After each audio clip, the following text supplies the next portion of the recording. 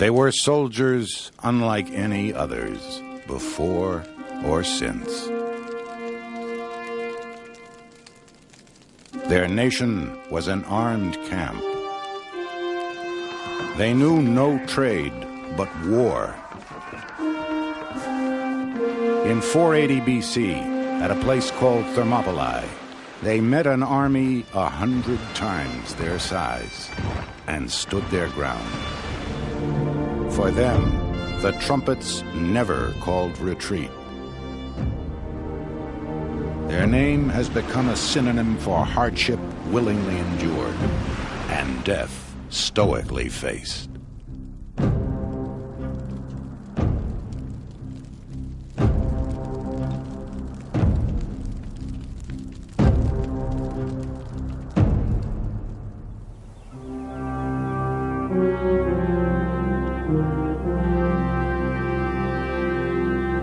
If the city of the Spartans should be deserted, and nothing left but its temples and foundations, posterity would, I think, after a long lapse of time, be unwilling to believe that their power was as great as their renown.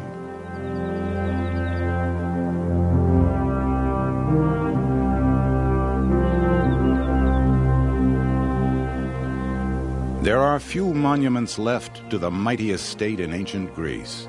For the Spartans were defended not by walls, but by their warriors.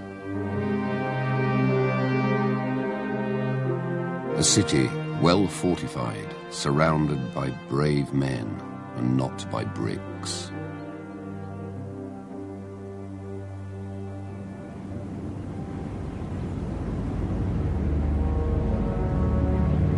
Early in the 5th century BC, the Spartan defenses were put to their hardest test yet. The Persian king Xerxes, who ruled the greatest empire in the world, schemed to make it greater still by conquering the city-states of Greece. Invaders had long been drawn to the fertile valley of the Spartans, just as the Spartans themselves were centuries before. They were shielded, however, by their mountains and the sea. The true menace to Sparta lay within. Helots, they were called, captives. They were here before the Spartans, and they outnumbered them. But now the Helots toiled like sharecroppers.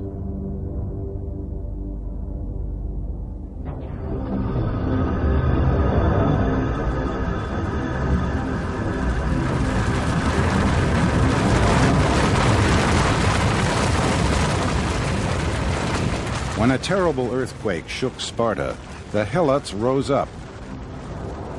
The revolt took several years to quash. Ever since, the Helots were kept in check by Sparta's soldiers, who went among them to kill the disloyal. Hostile to outsiders, fearful at home, Sparta was a regime like no other in history. Forever under the cloud of war, the entire nation lived like an army.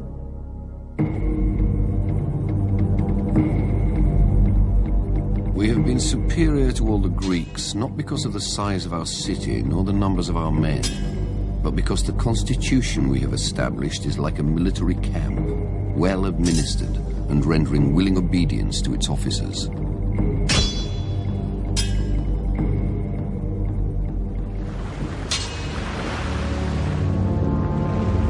When the Persians marched on Greece, Sparta and its rivals ceased fighting among themselves.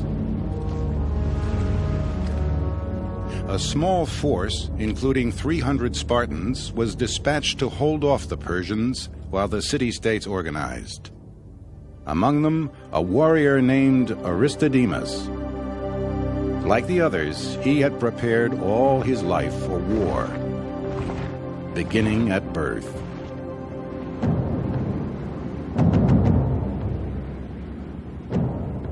Upon entering the world, a Spartan infant was examined by the city's elders.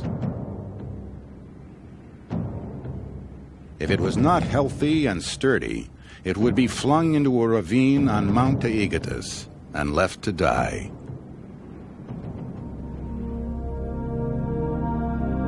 Surviving his first trial, Aristodemus was bathed not in water but wine to steel his constitution. Then he was handed over to a slave nurse. He would not be coddled. He was fed plain food and taught not to fear the dark or being alone. At 7, Aristodemus was enrolled in the state school, the Agoge. His life was now devoted to war. Of reading and writing, they learned only enough to serve their turn. All the rest of their training was calculated to make them obey commands well, endure hardships, and conquer in battle. The young Aristodemus was forbidden underclothes and shoes. Instead, he received a single cloak to last the whole year. During exercise, he went barefoot and naked. He was given no bed. He had to make his own from coarse rushes, plucked and twisted by hand. His diet was deliberately poor. To supplement it, he was encouraged to steal food, for someday his life might depend on living off the land. But if caught, he was beaten, first by the owner he had stolen from, then by his tutor for getting caught.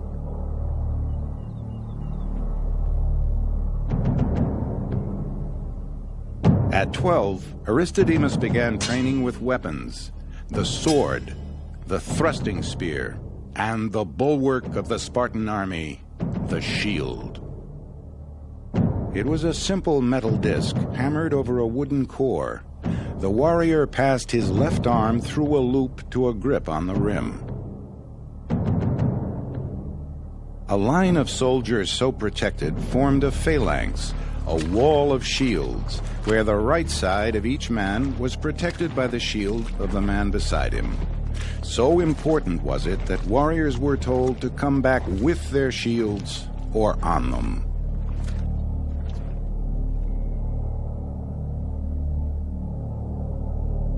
At 20, Aristodemus faced another rite of passage, the privilege of joining a mess.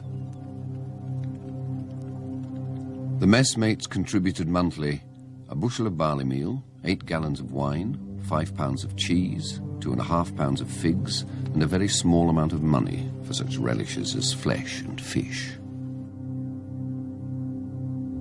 For a Spartan warrior, belonging to a mess was not only a symbol of status, it was status itself.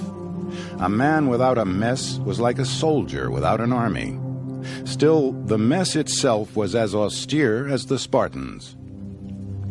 A visiting foreigner thought the food so bad that he is said to have remarked, "Now I know why the Spartans do not fear death." In the mess and the barracks, bonds were forged that could not be broken on the battlefield. Training together, eating together, sleeping together, comrades became friends and lovers. No greater glory could a man seek than to die in battle for the one he loved. Aristodemus could now also take a wife, but marriage would not change his routine. After supping at his public mess table as usual, he slipped stealthily into the room where his bride lay, loosed her virgin's robe, and bore her in his arms to the marriage bed. Then, after spending a short time with his bride, he went away to his usual quarters, there to sleep alongside the other young men. Only at age 30 did Aristodemus reach the last stage of Spartan education. He was now an equal. For the rest of his life, an equal devoted himself to affairs of state and the art of war. He could choose to live with his family if he had one, but he could not farm or trade. Such work was left to others.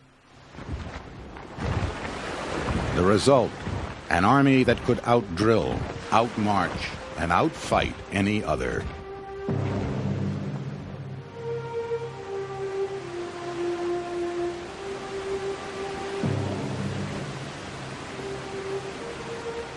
Thermopylae means gates of heat. Here, where the mountains reared up from the shore, a hot sulfur spring flowed. In time, the sea would ebb and expose a plain nearly a mile across. In the days of Aristodemus, Thermopylae was a narrow pass, wide enough for only a single cart. Through this bottleneck, Xerxes would have to march. It was blocked by the Spartans.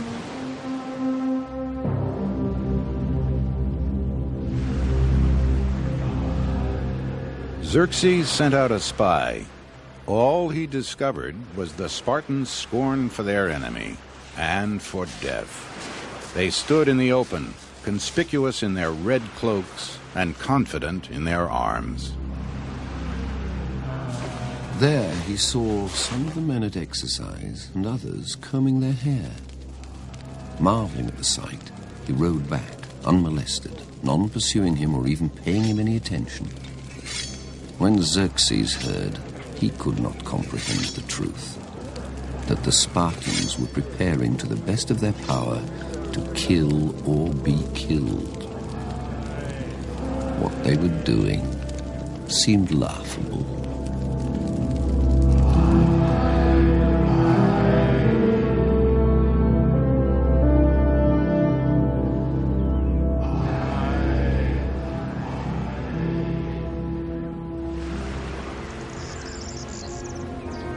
Xerxes commanded a huge army, 200,000 strong. Such a host, he imagined, would sweep the Greeks aside. He didn't know the lay of the land or the way of the Spartans.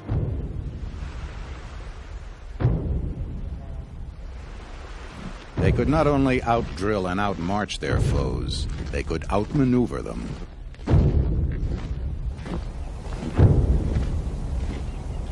Spartans fought in platoons of 24 men called sworn bands. Small, mobile, and fiercely loyal.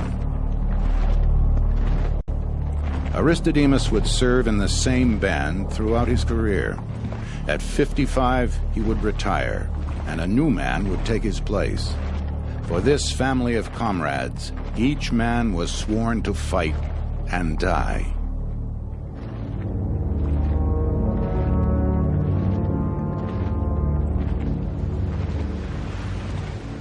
Girding for battle, Aristodemus armored his torso with a bronze cuirass. His shins were guarded by bronze greaves. Strapped to his waist, an iron sword with a curved blade, wider near the tip, where it pierced flesh. Their heads were better protected than most warriors by a crested bronze helmet that exposed only the eyes. Beneath it, their long hair spilled out, a privilege of veterans and a sign of prowess.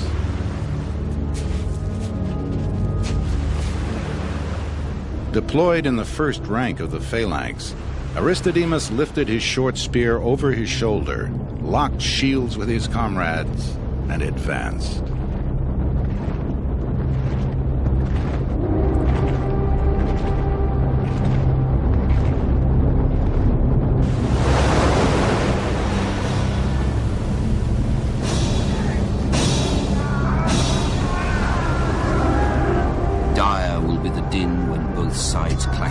Shield against rounded shield, and awful shrieks as they fall upon one another, piercing men's breasts with the spear. And not a bit will they draw back from the pounding of the missiles. Nay, despite the battering of great hurlstones, the helmets shall abide the rattle of war unbowed.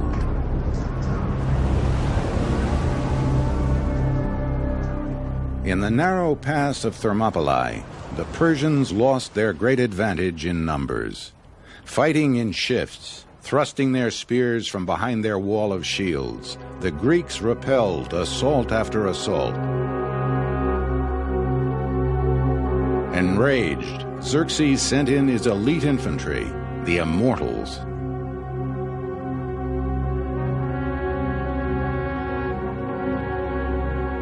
The Spartan king Leonidas ordered the unthinkable: retreat.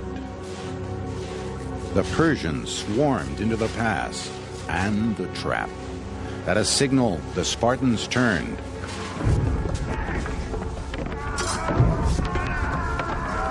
Against the spears of the Spartan phalanx, the Immortals proved as weak as their flesh. For 2 days, the huge Persian army was held at bay. Then its luck turned. A farmer revealed a path through the mountains. Part of Xerxes' army poured through it and emerged behind the Greeks. The position of Leonidas was now hopeless. He ordered his Greek allies to retreat. With his 300 Spartans, he would stand at Thermopylae against the entire Persian army and hold them off for as long as possible. In admiration, 700 troops of the city-state Thespiae stayed to fight alongside the Spartans. After the second day of battle, Aristodemus and another Spartan, Eurytus, had taken ill. Leonidas had ordered them to rest, but now the Persians were closing in. Eurytus called for his armor and put it on.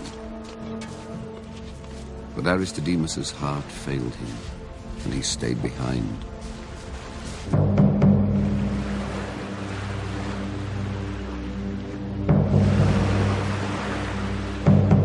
They now met their enemies outside the pass, and many of the barbarians were slain.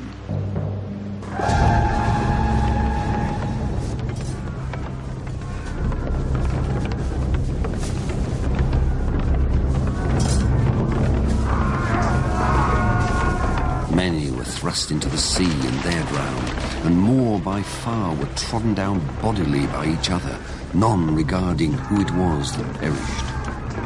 For inasmuch as the Greeks knew that they must die by the hands of those who came around the mountain, they put forth the very utmost of their strength against the barbarians in their recklessness and frenzy.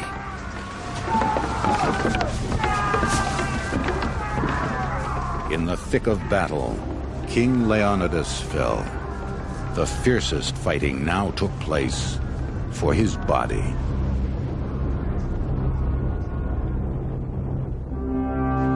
Their spears and their ranks at last broken, the Greeks withdrew to a hill for a final stand.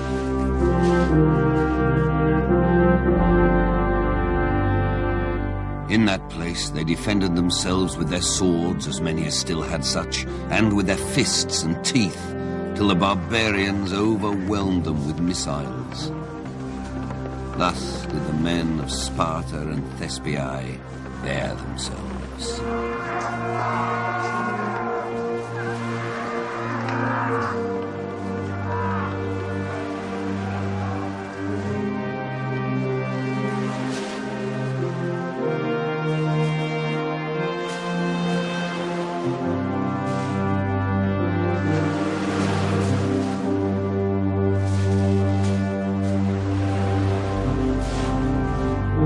All but 2 of the Spartans lay slain.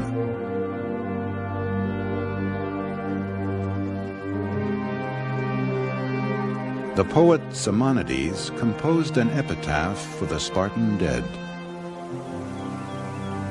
O stranger, go tell the Spartans that here we lie, obedient to their laws.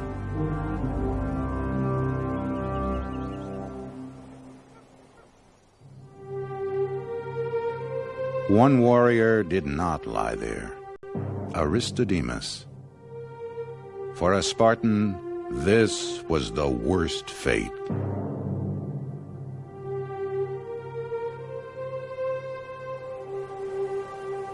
When Aristodemus returned to Sparta, he was dishonored. No Spartan would give him fire nor speak with him. And they called him for his disgrace Aristodemus the coward.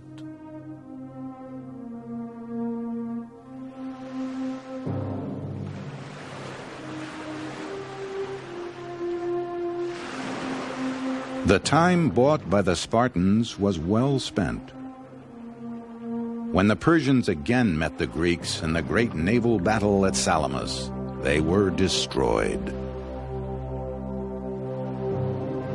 Xerxes' dream of conquering Greece went down with his ships.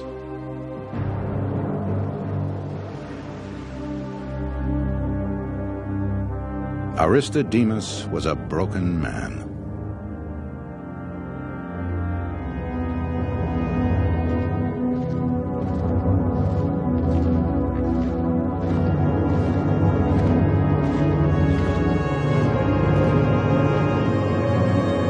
Fighting a year later at Plataea, he plunged into the enemy line and ended his misery.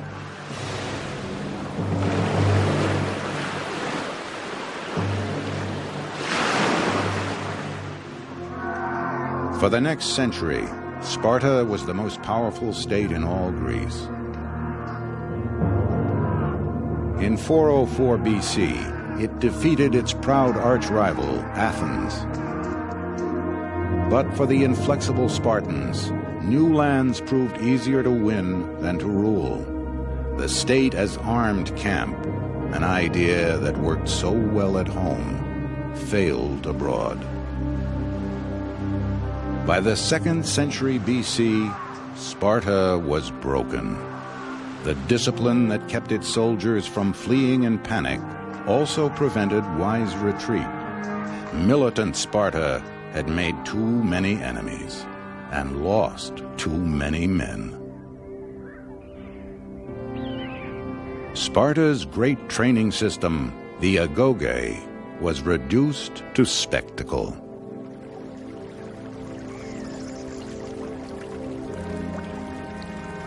The boys in Sparta are lashed with whips during the entire day at the altar of Artemis or Thea, frequently to the point of death.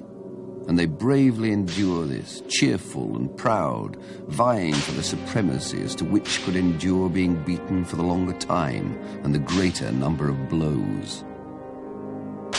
The one who is victorious is held high in repute.